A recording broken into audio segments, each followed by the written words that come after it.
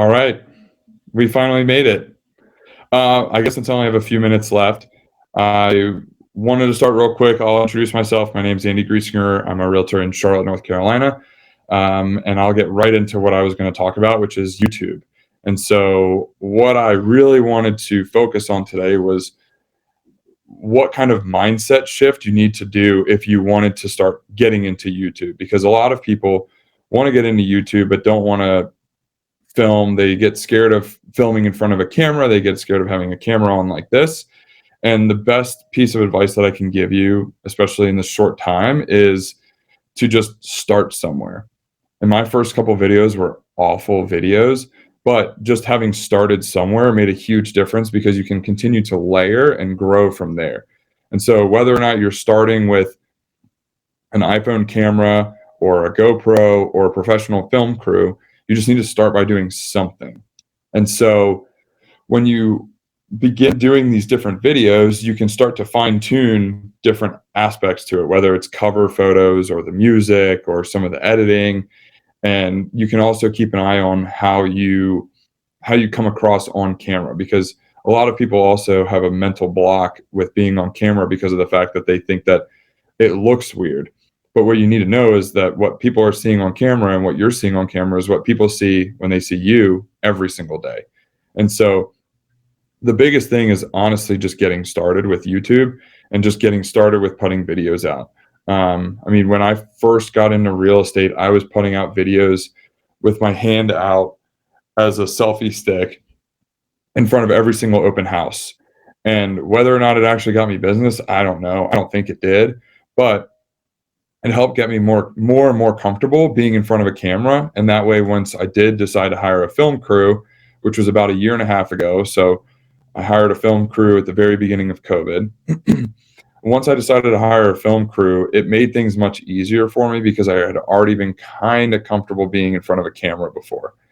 And then that leads me into the next point, which is that if you need different tools or tips or anything, sometimes the best thing to do if you don't want to spend the money for a professional film crew is find a college that's nearby wherever you are and look into maybe some of the film students or videography students and see if you can get someone who would want to do some freelance work for you that's in college that won't be the same cost and same fees as some of the professional videographers or video companies that are out there, because that's going to make a big difference as well.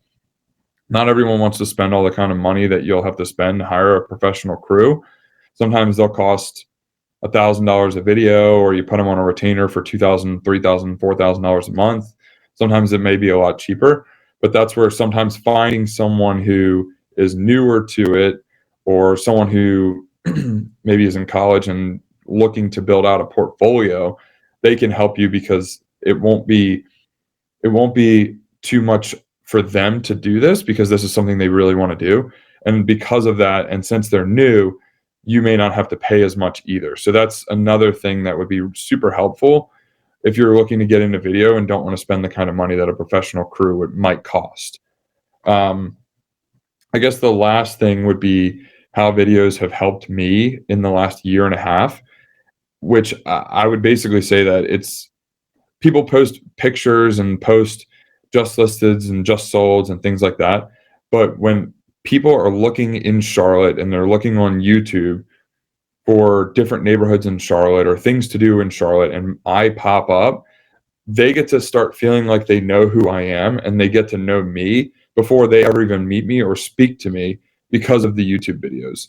So I would say that if a picture says 1,000 words, videos say 1,000,000 more, because people can really get an idea of who you are with simply just watching some videos versus looking at pictures, having a phone call, setting up a Zoom meeting, anything like that. They can watch the videos at their leisure, and they can start to get to know you as a person and as an agent without ever having met you before. And then they'll reach out. And when they do reach out, they're more of a warm lead versus a cold lead. I'm trying to think if I have another minute or two, but that being said, some of the things that have been super successful for me with video are collaborating or collaborations, where I'll meet up with different builders in Charlotte or different business people in Charlotte and kind of talk about different things that they do that would relate to residential real estate.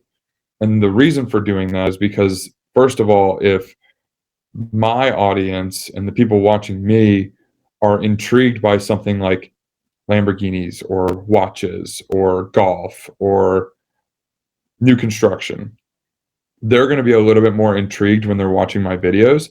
But the other piece, and this is the key to growing some of this YouTube presence, is when you collaborate with someone, you're also now going to get access to their audience.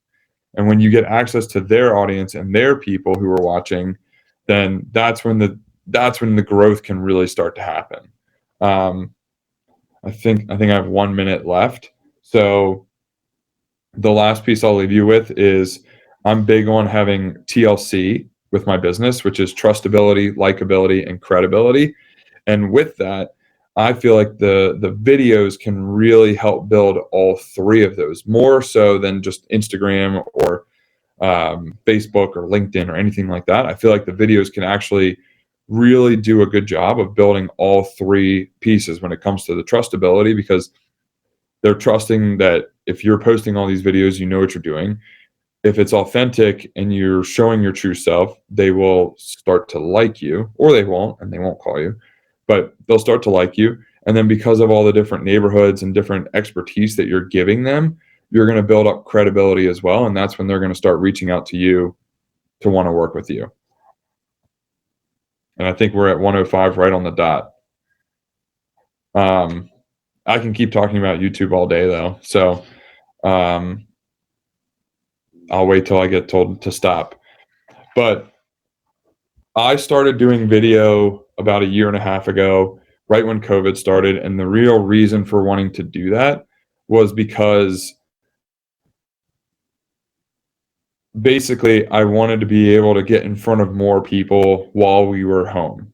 And since everyone was at home, everyone's on Instagram, everyone's on Facebook, everyone's on Twitter, I figured everyone was going to start being on YouTube a lot more because they're working from home. And I wanted to make sure that I was in front of them all the time.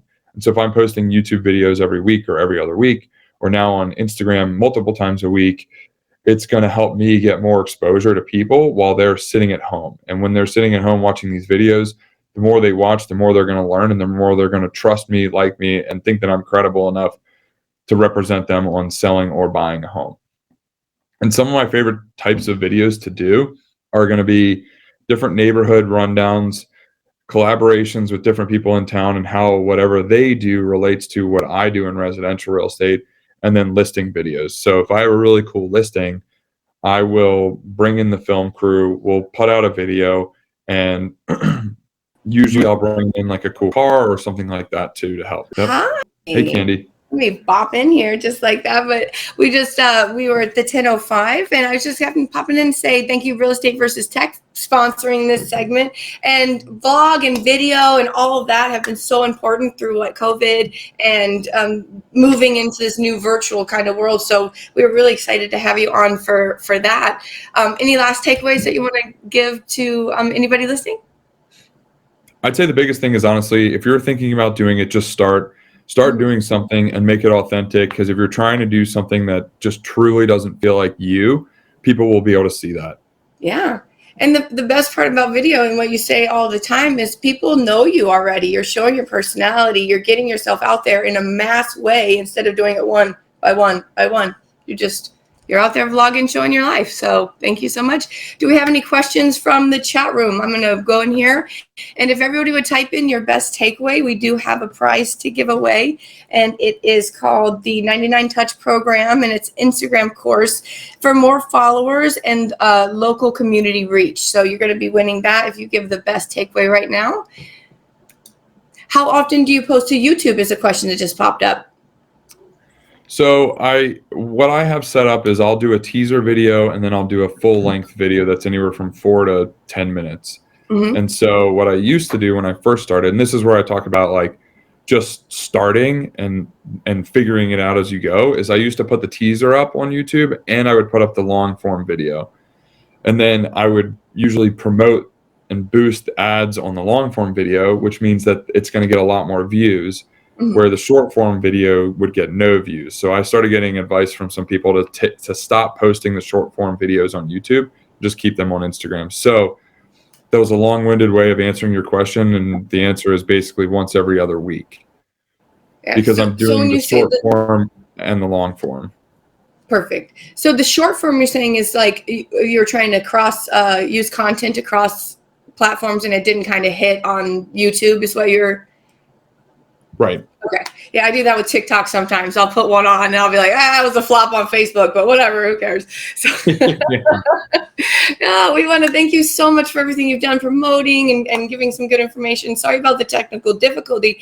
I had the same exact thing happen. So I'm sitting here trying to get in and I'm like, it's not sending me an email. So we got it covered. We got you here. We got you to give a little bit of nuggets. And so now it's going to be a breakout session. I think that's about the time. I can't hear Norman, but I can feel like he's telling me it's about time to put you in the breakout session. Beth, stop trying to be someone else. You are your brand. Be yourself. I love that. Okay, connect with your college students, aka interns, needs experience, portfolio, and your type of content is perfect for them. So kind of, yeah.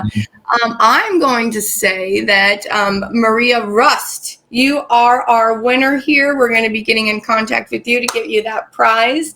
Yeah, we're going to thank Real Estate versus Tech, which I forgot to say. You are amazing on. You're a killer. If you've not seen that, you need to get over there, get on LiftoffAgent, jump on the Real Estate versus Tech. Every speaker here has been on there, so I've been watching them all, and wow, it's like, it's so personal and great, and you're dropping nuggets all over the place. So thank you for doing that too. I'll let us go into our breakout session.